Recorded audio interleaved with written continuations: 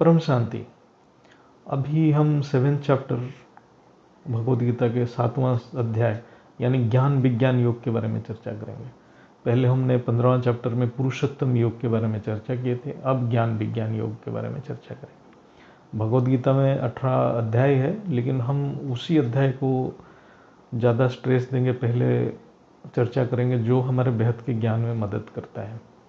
तो ये 7वां अध्याय का पहला श्लोक है, मया आसक्ता मनाः पार्थ योगं युञ्जन् मदाश्रयः असंशयं समग्रं मा यथा ज्ञास्यसि तत्शृणु। यानी इसका शब्दार्थ है, पार्थ मुझ में आसक्त मन वाला, मेरे आश्रित होकर योग का अभ्यास करता हुआ तू मेरे जिस समग्र रूप को निस्संदेह जिस प्रकार जानेगा उसको सुन। यानी ऑलमाइटी अथॉरिटी जो परमपिता है, जो बेहद की परमपिता है, उनका संपूर्ण रूप को जानना असंभव है, बहुत कठिन है, कोई बिरला ही जान सकता है। वो कैसे जानेगा? यहाँ पर परमपिता खुद बता रहे हैं कि वो मेरे से सुन, जो मेरा समग्र रूप को जानना, जो जान पाएगा, जिससे तू मेरे से आसक्त हो जाएगा, तो उस जो ज्ञान को जानने के बाद तू तेरा मन मुझे दे देगा, वो ज्ञान को सुन। जो सिर्फ ये ज्ञान सिर्फ परमपिता बेहद की बाप के पास है, और वो ज्ञान जानने के बाद वो जो बेहद के बच्चे, जो बेहद की आत्मा, वो बाप के प्रति आसक्त हो जाएंगे। यानी हम अपना जो बेहद की सारे आत्माएं अपना मन बाप को दे देंगे और सिर्फ उन्हीं के भरोसे रहेंगे। तो आत्मा तब क्या करेगा? सिर्फ उन्हीं के भरोसे रहेगा, इस दुनिया के भरोसे नहीं रहेगा। उसकी पूरा जीवन समर्पण करेगा, मन जीवन सब कुछ बेहद की बाप को समर्पण करेगा। तो ये पूर्ण समर्पण तभी हो पाएगा जब हम उनको पूर्ण रूप में जान लेंगे, जो बेहद की बाप को पूर्ण रूप में जान लेंगे, उनको परम शक्ति, उनका विराट स्वरूप, उनका जो पूर्ण रूप क्या है उसको पूरा जान लेगा। फिर हम उनका पूर्ण रूप जानने के बाद, ज्ञान से उनका जो पूर्ण रूप जानने के बाद फिर योग का अभ्यास करेंगे, तब आत्मा समग्र रूप यानी बेहद का विश्व रूप को जान पाएगा। तो हम जो है 100% समर्पण के लिए, 100% समर्पण के लिए तो हमें ये ज्ञान जरूरी है। जो ज्ञान विज्ञान योग को जानना बहुत ज़रूरी है। जब हम 100% समर्पण करेंगे तभी जाके हमारे अंदर पावर आएगा। तो जब 100% समर्पण के बाद जब पावर आएगा, तब आत्मा परम पिता के केवल एक माध्यम बन जाएगा। तो जैसे हम एक बहुत सुंदर जैसे गाना है, बीके में वो गाना आता है, करण करावण हार। मतलब करण करावण हार तभी हो पाएंगे जब हम 100% समर्पित हो जाएंगे। यानी उस समय हम कुछ नहीं करेंगे, जो करना है वो करेंगे, परिवर्तन भी वो करेंगे, लेकिन हम माध्यम बन जाएंगे। लेकिन वो तभी हो पाएगा जब हम 100% समर्पण करेंगे। और 100% समर्पण तभी होगा जब हम ज्ञान विज्ञान से उस पूर्ण रूप को जान लेंगे। तो कुछ पल के लिए हम इस बात को हमारे अंदर ही अनुभव करें कि मैं बेहद की परम महान आत्मा हूँ, और मैं वो बेहद की सागर में एक बूंद हूँ, और वो बूंद सागर के लहर में झूल रहा है। वो सागर जो है वो परम पिता है, बेहद की परम महाशांति। बापू जी को नमन, माँ जी को नमन। अब वो 7वां अध्याय का दूसरा श्लोक है, ज्ञानं ते अहं सर्वज्ञानमीदं बख्यामि अशेषतः यत् ज्ञात्वा नेह भूयोः अन्यत् ज्ञातव्यम् अवशिष्यते। यानी तेरे लिए मैं यह विज्ञान सहित ज्ञान संपूर्ण रूप से कहूँगा, जिसको जानने के बाद फिर इस विषय में जानने योग या कुछ करने योग शेष नहीं रहेगा। ये बहुत बढ़िया श्लोक है। इसका एक तो मतलब उसका हर शब्द का एक अर्थ है। पहले बताया गया कि ते अहं, यानी बेहद के बाप खुद ये ज्ञान दे रहे हैं, ऑलमाइटी अथॉरिटी खुद ये ज्ञान दे रहे हैं, जो खुद मालिक है वही ज्ञान दे रहे हैं। यहाँ कोई गुरु नहीं है, ना कोई माध्यम है जिसके थ्रू ज्ञान दिया जा रहा है। ये खुद यहाँ ज्ञान दे रहे हैं। यहाँ सिर्फ ओरिजिनल सुप्रीम क्रिएटर और उनके चाहिए बेहद की आत्माएं हैं। यहाँ उन दोनों के बीच में संवाद हो रहा है। जब भी किसी गुरु या मीडियम से ज्ञान मिलता है तो ज्ञान पूरा नहीं होता है, क्योंकि ऑलमाइटी अथॉरिटी यूनिक, अद्वितीय है, उनके जैसा कोई हो ही नहीं सकता। जैसे 21 पीढ़ी वीडियो में बापूजी खुद कहते हैं कि जिसको सारा संसार ढूंढ रहा है और जो सर्वसत्ताधीश है, वो क्या ज्ञान देगा, वो वही बताएंगे जो सिर्फ उसने बनाया है। वो जो उन्होंने बेहद की सृष्टि बनाया है, पूरा सर्वोच्च शक्ति अविनाशी धाम उनका है, वो मालिक है। लेकिन वो मालिक होते हुए भी कोमल है, दया की सागर है, सबको माफ करने वाले हैं, इसलिए वो सर्वसत्ताधीश है, परमपिता है। तो ये श्लोक में ये कहा गया है कि जो मैं ज्ञान विज्ञान के साथ कहूँगा, उसके बाद ना कुछ जानने के लिए बाकी रहेगा, ना कुछ सुनने के लिए बाकी रहेगा, ज्ञान पूर्ण हो जाएगा, जो उनका जो पूर्ण रूप को हम जान पाएंगे। यहाँ एक बहुत बढ़िया वर्ड है अशेषतः, यानी ज्ञान संपूर्ण हो जाएगा और कुछ बाकी ही नहीं रहेगा, कुछ बचेगा ही नहीं जानने के लिए। जैसे ये मैं थोड़ा इसमें बताता हूँ, जो ये सृष्टि में ज्ञान बहुत जगह बंट रहा है, गुरु गोसाई भी ज्ञान दे रहे हैं, बहुत सारे गुरु हैं, लेकिन वो माध्यम है। ऐसे ही बीके पीवीके में भी जो ज्ञान दिया गया है, वहाँ भी माध्यम है, वहाँ खुद बेहद की बात नहीं दे रहे थे, तो वो माध्यम था, एक मीडियम के थ्रू ज्ञान दिया जा रहा था। तो ज्ञान वहाँ संपूर्ण नहीं है, क्योंकि उनकी पूरी जानकारी नहीं है। तो यहाँ जो ज्ञान दे रहे हैं, ये ज्ञान खुद परमपिता सर्वसत्ताधीश वो विज्ञान के साथ दे रहे हैं। विज्ञान मतलब बुद्धि, लॉजिक के साथ दिया जा रहा है। इसको आप विज्ञान से भी तुलना कर सकते हैं। लेकिन जो आध्यात्मिकता में विज्ञान का अर्थ ये है, विज्ञान यानी विशेष ज्ञान, यानी संपूर्ण सृष्टि जो कैसे बना है उसका ज्ञान है। तो संपूर्ण सृष्टि परा और अपरा शक्ति से बना है, मतलब दोनों दो शक्ति में विभाजित है, पराशक्ति अपराशक्ति। और ये जो पराशक्ति अपराशक्ति को समझने के लिए आपको तत्व ज्ञान चाहिए, और यहाँ जो ज्ञान बताया गया है तत्व और परम तत्व के ज्ञान, दोनों का ज्ञान चाहिए। बापूजी ने इन्होंने दोनों को बताया है और विस्तार से बताया गया है, तो इसलिए विज्ञान है। जब आत्मा समझ जाता है कि तत्व परम तत्व की मूल परम प्रकाश है और परम प्रकाश की जो केंद्र है वो सर्वसत्ताधीश है, तो वो ज्ञान तब विज्ञान बन जाता है। तो उसके लिए आपको विशेष ज्ञान चाहिए, जो परम तत्व को समझना, परम प्रकाश को समझना, वो संकल्प के थ्रू कैसे काम करता है, उस चीज़ को समझना विज्ञान है। वो सब फ्रिक्वेंसी है, एनर्जी है, उस चीज़ को वो ज्ञान बापूजी ने दिए हैं। ये जानने के बाद आत्मा जीवन मुक्त हो जाता है। तो अब हम अनुभव करें कि हम जो प्रत्येक भाव से हम ज्ञान बापूजी से ले रहे हैं, बापूजी से हम वो ज्ञान धीरे धीरे हमारे अंदर अनुभव कर रहे हैं, वो हमारी रचयिता है, और उनकी प्रेम और कोमलता हमारे अंदर महसूस करें।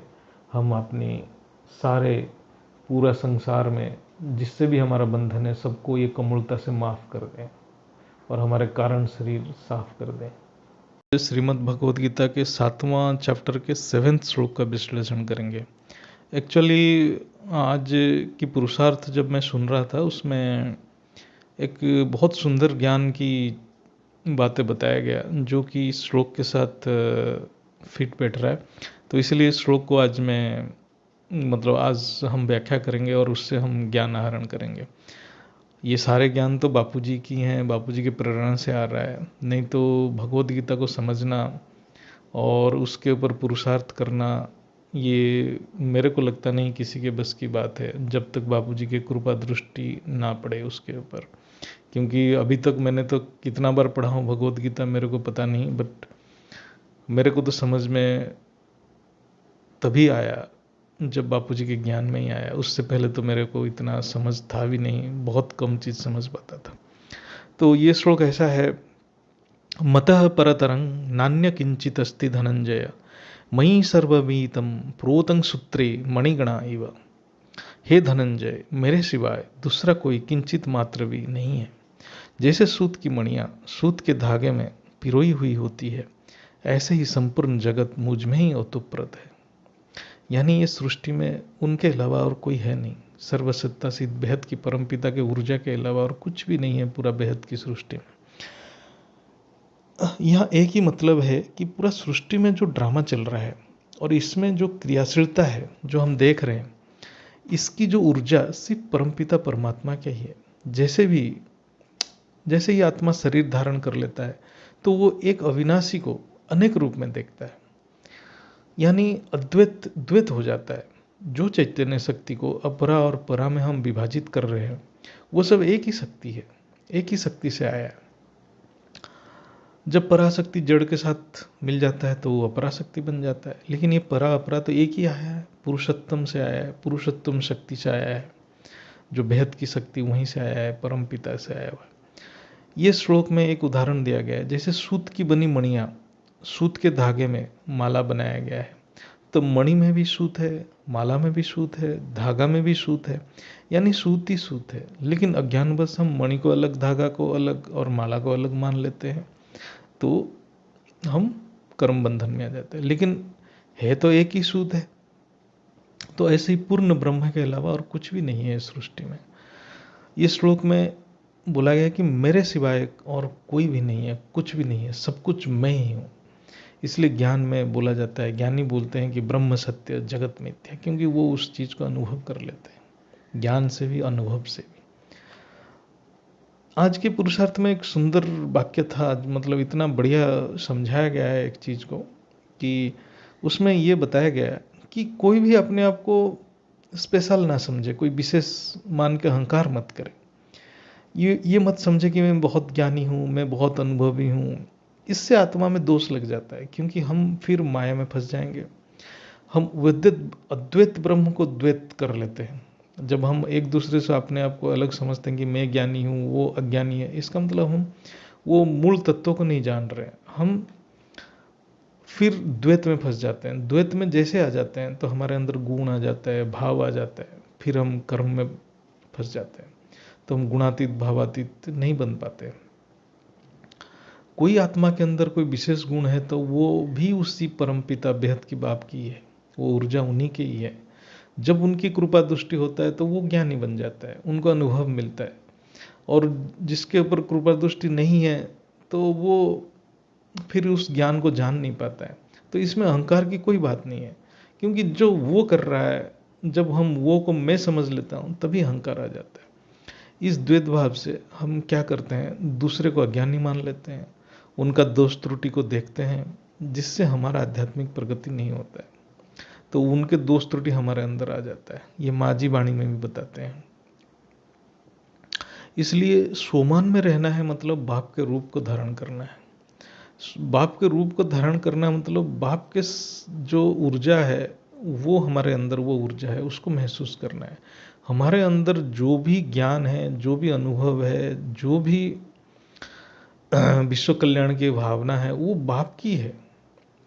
तो हम उस हिसाब से हम पुरुषार्थ करना चाहिए। तो इससे क्या होगा कि हम दूसरे को कुछ अलग नहीं समझेंगे, तो हम उनको माफ़ करेंगे। जब हम उनको अपना ही समझेंगे तो हम उनको माफ़ कर पाएंगे, नहीं तो माफ़ नहीं कर पाएंगे। हम ये सोचें कि परिस्थिति ही उनको ऐसे मोड़ पे लाया कि वो हमारे साथ ऐसे व्यवहार कर रहे हैं, तो इसलिए हम माफ़ कर देंगे। है तो मैं भी वही हूँ, वो भी वही है, मेरे ऊपर परमपिता परमात्मा बेहद की बाप की कृपा दृष्टि है, तो इसलिए मैं बेहद की भाग्यशाली हूँ। लेकिन उसको भी तो माफ़ करना चाहिए, क्योंकि वो हमें माफ़ करेंगे तभी वो भी आगे बढ़ेगा। इस आज के पुरुषार्थ में और एक और ही सुंदर सूक्ष्म वाक्य है कि हम अपने आप को बहुत ज्ञानी समझते हैं, और हम अपने आप को समझते हैं कि हम बहुत ज्ञानी हैं, हम बहुत पवित्र हैं, प्योरिटी हमारे अंदर बहुत है। तो हमसे कभी कोई गलती हो गया तो हम अपने आप को माफ़ नहीं कर पाते, और बार बार संकल्प करते हैं कि मेरे से ऐसा कैसे हो गया, और अपने आप को कोसते रहते हैं। फिर इससे भी आत्मा में दोष आ जाता है। मतलब हम अहंकार में हैं कि मैं प्योर हूँ, मैं पवित्र हूँ, मैं ज्ञानी हूँ। नहीं है, मेरे अंदर जो प्योरिटी है वो भी परमात्मा की है, मेरे अंदर जो ज्ञान है वो भी परमात्मा की है।